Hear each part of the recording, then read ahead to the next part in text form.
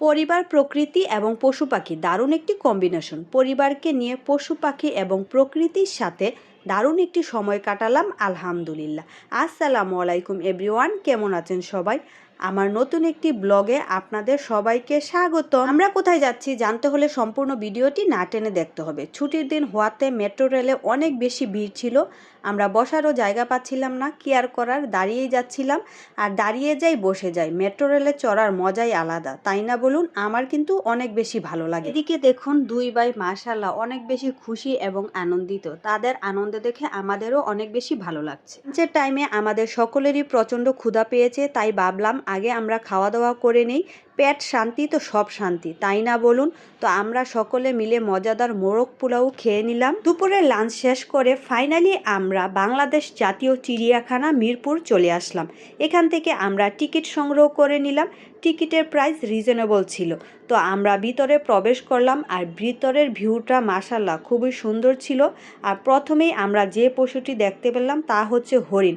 দলে দলে হরিণ, হরিণগুলো মাশাআল্লাহ অনেক বেশি সুন্দর দেখাচ্ছিল। পরিবার হচ্ছে সুন্দর একটি বন্ধন, আবেগ এবং ভালোবাসা। পরিবারের সাথে বিশেষ মুহূর্ত কাটানোর মজাই আলাদা, তাই না বলুন? প্রকৃতি, পরিবেশ, পশু পাখি সবকিছু মিলিয়ে অসাধারণ। হ্যালো স্যার, আপনি কি জন্য আসছেন এখানে? বান্দর দেখতে। আপনি তো নিজে একটা বান্দর। আজ মানকির কথা বলতে বলতে এদিকে দেখুন আমরা মানকির কাছে চলে এসেছি। আমার ছেলে মানকি দেখে সে তো মহা খুশি মাশাআল্লাহ। এদিকে আমি মানকিকে বারবার হাই হাই বলছিলাম, মানকি কি আর আমার কথা শুনে? চিড়িয়াখানা বাচ্চাদের জন্য খুবই শিক্ষণীয় একটি জায়গা। মিরপুর চিড়িয়াখানা শিশুদের শিক্ষা, বিনোদন ও প্রকৃতির সাথে পরিচিত হওয়ার একটি দারুণ সুযোগ করে দেয়, যেখানে তারা বিভিন্ন প্রাণী দেখতে পায়, তাদের সম্পর্কে জানতে পারে এবং একটি শিশু পার্কে আনন্দ করতে পারে। এটি শিশুদের কৌতূহল বৃদ্ধি করে, তাদের প্রাণী জগৎ সম্পর্কে জ্ঞান দান করে এবং পরিবারের সাথে সুন্দর একটি সময় কাটানোর পরিবেশ দেয়। মিরপুর চিড়িয়াখানা অনেক বড়, একদিনে ঘুরে শেষ করা যাবে না। এদিকে দেখুন সবচেয়ে উঁচু পশু জিরাফ, আর এইখানে কতগুলো জলহস্তী রয়েছে।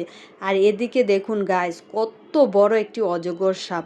ও বাবারে বাবা, এই সাপ দেখে তো গাইস আমি ভয়ে শেষ।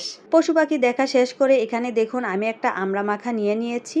আর এখানে আমি একটু বসলাম, কারণ অনেক বেশি টায়ার্ড লাগছিল, অনেক বেশি হাঁটা হয়েছে, পাও ব্যথা করছিল।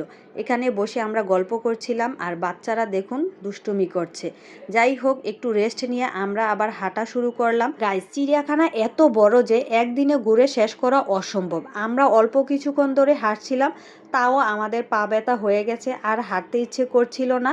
যাই হোক, পরিবেশ প্রকৃতি অনেক বেশি সুন্দর ছিল মাশাআল্লাহ। চিড়িয়াখানার প্রকৃতি এবং পরিবেশ এক কথায় অসাধারণ। আমি এই প্রথমবার চিড়িয়াখানায় আসলাম। আপনারা কারা কারা এসেছেন অবশ্যই কমেন্ট করে জানাবেন। প্রকৃতির সৌন্দর্য, শান্তি ও অনুপ্রেরণায় পরিপূর্ণ। প্রকৃতি আমাদের মনকে নতুন করে শ্বাস নিতে এবং জীবনের কঠিন পরিস্থিতি থেকে মুক্তি পেতে সহায়তা করে।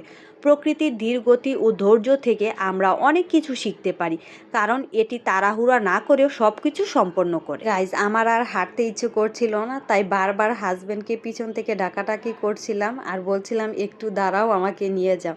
যাই হোক গাইজ, আমার ব্যাগটা তার হাতে ধরিয়ে দিলাম, এখন একটু আরামে হাঁটছিলাম। সব কিছু মিলিয়ে পরিবার, প্রকৃতি, পশু পাখির সাথে দারুণ একটি সময় কাটালাম, খুবই ভালো লাগলো। আপনারা চাইলে আপনাদের পরিবার নিয়ে এখানে আসতে পারেন। সো ভিডিওটি কেমন লাগলো অবশ্যই কমেন্ট করে জানাবেন। সবাই সুস্থ থাকবেন, ভালো থাকবেন, দেখা হবে অন্য কোনো ভিডিওতে। আল্লাহ হাফেজ।